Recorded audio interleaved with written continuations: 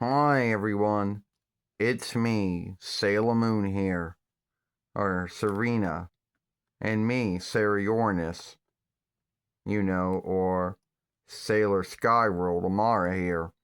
And today we're going to talk about, the Unstraight folks in Sailor Moon. And was Sailor Moon the first show that had Unstraight folks in it?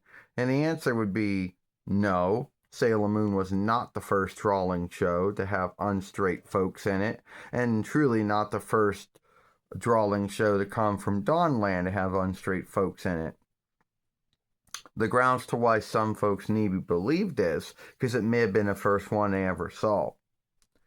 Now, keep in mind that this was the freedoms that Toei took.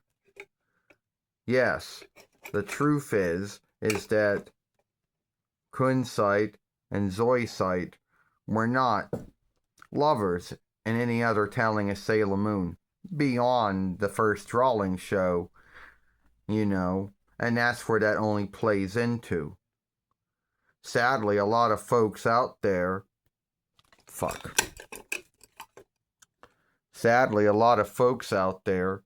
will take it the wrong way, but that's true, because in the other telling of Sailor Moon, Zoisight and Kunfight or Millikite, whatever name you want to give them, we'll go with Zoisight and Millikite, all right?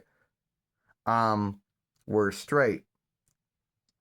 In Toei's world, they were men, but they were lovers.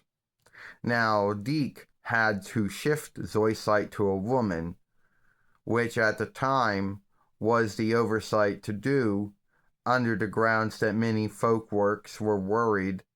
Many folks at Deke and Disney at the time were worried that they would lose that WB and UPN couldn't handle it, would lead to them losing their deal.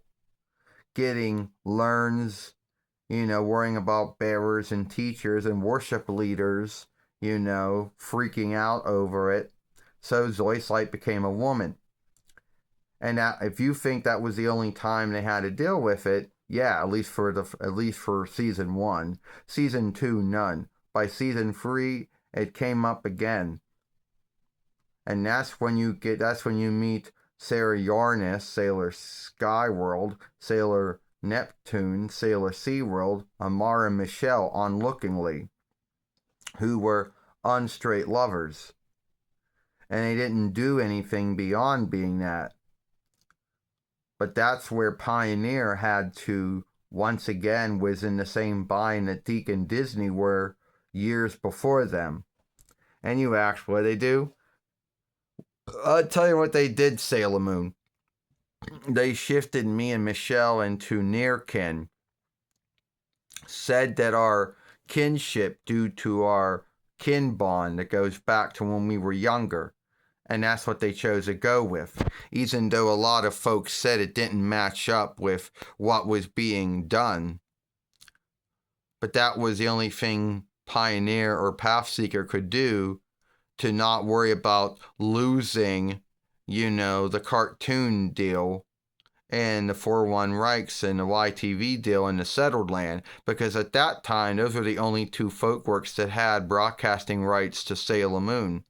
And they didn't want to make bearers and teachers and worship leaders, upset. So they chose to do that. And then once you go by season 4, you have Fisheye. Now, this is where it opens up into a belief here.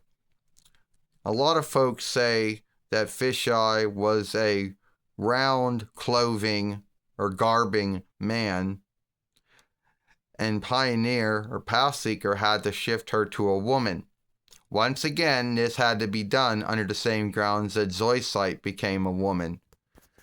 And even though that they did that because once again they didn't want to lose their deal with cartoon or YTV, didn't want to make teachers or bearers or keepers,